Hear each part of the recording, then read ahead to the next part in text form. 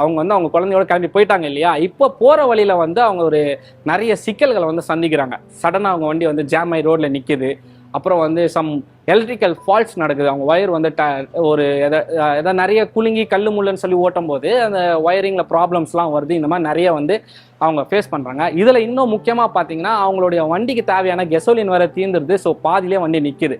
So இவங்க அந்த அன்னைக்கு வந்து ஹைவேலாம் கிடையாதுனால ஊர் ஊரா தான் போனோம். இப்படி ஊர் ஊரா போகும்போது நிறைய பேர் இவங்களை வந்து வித்தியாசமா பாக்குறாங்க. அதாவது ஒரு சூனியக்காரி, அது வந்து ஒரு மந்திரவாதி போல இருக்கு அப்படின்னு சொல்லி ஒரு வித்தியாசமா ஆச்சரியமாகவும் பாக்குறாங்க. அது காரணம் என்னன்னா, இவங்க தான் முதல் ஒரு குதிரை இல்லாத ஒரு இன்ஜின்ல ஓடக்கூடிய வண்டியை வந்து முதல்ல ஊருக்குள்ள கொண்டு போறாங்க இல்லையா. அவங்க இதுக்கு முன்னாடி அந்த மாதிரி வண்டியை பார்த்ததே இல்லை. எல்லாரும் குதிரை வச்சுதான் போய் பார்ப்பாங்க.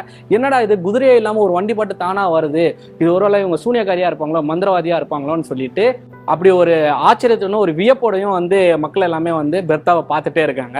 ஸோ இவங்க போற வழியில நான் சிக்கல்கள்லாம் சந்திச்சாங்கன்னு சொன்னேன் இல்லையா, அந்த சிக்கல்கள்லாம் எந்த மாதிரிலாம் வந்து அவங்க ஃபேஸ் பண்ணி சால்வ் பண்ணாங்கன்றதுல தான் இன்னைக்கு நம்ம ரோட்ல ஒரு கார் ஓடுறதுக்கு காரணமாவே அமைஞ்சிருக்கு.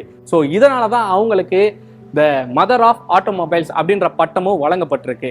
ஸோ என்னென்ன ப்ராப்ளம்லாம் அவங்க ஃபேஸ் பண்ணியிருக்காங்கன்னு பார்த்தீங்கன்னா, இந்த வயரிங் ஃபால்ட்ஸ் எல்லாம் இருக்கு இல்லையா, ஸோ அதை வந்து ஒரு துண்டை வச்சு வந்து கட்டுறது. அதுக்கப்புறம் பிரேக்குக்கு வந்து பார்த்தீங்கன்னா ஒரு ஷூ கடையில் போயிட்டு லெதரை ரெடி பண்ணி லெதர் லைன்ஸ் வந்து 2 பிரேக்குக்குமே ஃபிக்ஸ் பண்ணுறது.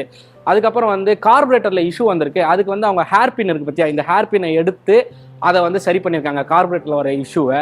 மலைகளையும் வந்து ஏறி இறங்குற மாதிரி அவங்களுக்கு சிச்சுவேஷன் இருந்திருக்கு.